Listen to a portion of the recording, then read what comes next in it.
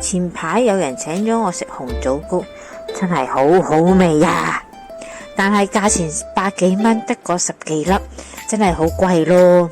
所以我決定翻做。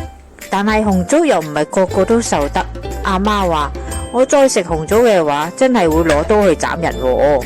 所以我會由紅棗變正藍棗，價錢梗係貴好多啦，正藍棗嘛。但係亦都因為變咗正藍棗，所以好多熱氣唔食得紅棗嘅人都可以食。做法其實同紅棗糕差唔多，今次就等我哋嚟復刻藍棗糕啦。喺開始之前，請 follow 我哋嘅頻道啦。喵！藍棗記得要買正藍棗，就唔好買馬牙棗啦。價錢雖然貴啲，不過味道營養就非常之好，而且適合一般人士。我哋亦都有條片段係正藍棗煲糖水，就係桑寄生茶。先大火燒熱熱水，放入藍棗，蒸大概10至15分鐘。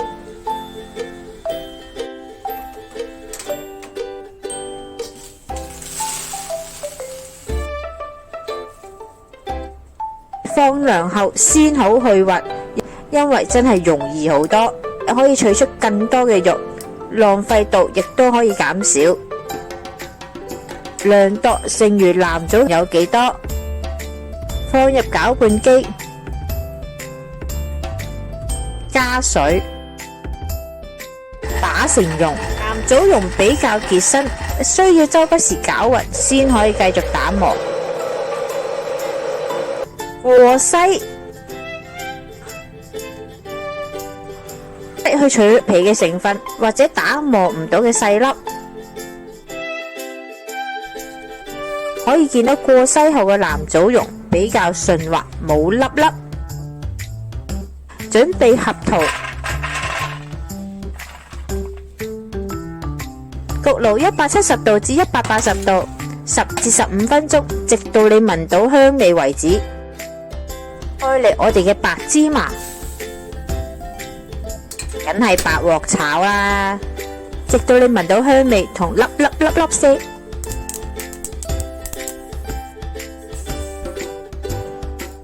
一個裝藍棗糕嘅盤，放上烘焙紙。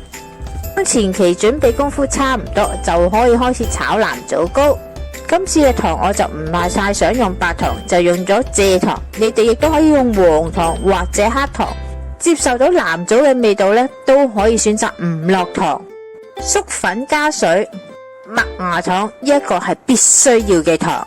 淡味嘅植物油，最好揀一隻受熱程度比較好嘅易結鑊，炒出嚟嘅色呢就真係會平均啲，冇咁易黐底，洗都唔會洗死人啦。倒入藍棗糕，開中細火，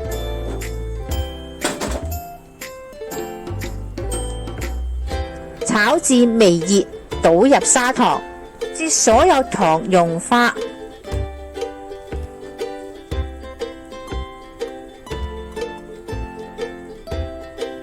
麥芽糖同油。咗麥芽糖同油之後，立即變得稀身，呢個係正常噶。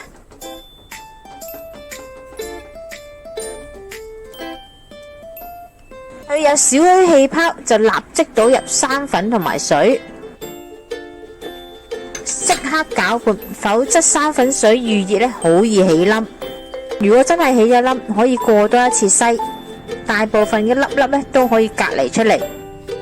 落咗生粉水係最重要嘅時段，千祈唔好走開，不斷攪拌，直到成團變硬，好似香口膠嘅質地。摺之後形狀可以停留3至4秒。藍棗糕成分偏向硬身定軟身，就係睇呢個時段。炒得過軟，藍棗糕梗係偏軟身。過硬食落去，你又覺得硬得滯，再轉微火或者熄火，倒入之前焗好嘅合桃同埋白芝麻，立即攪拌，趁熱倒入模入邊，推至四角，壓實，再掃平，放入雪櫃一晚。個藍棗糕都係偏向軟身，有拉絲嘅效果。切出你需要形狀，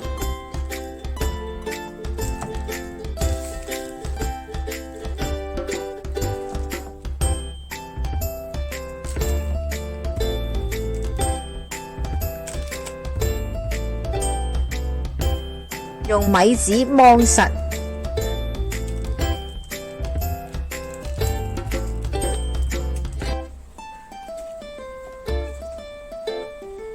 藍棗糕非常之易做，最重要係時間同火候嘅把握，因為佢會影響成品嘅口感。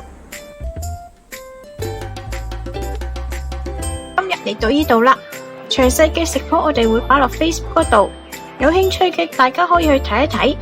請 like 我哋嘅 Facebook 同埋 YouTube，以便獲得更多嘅資訊啦。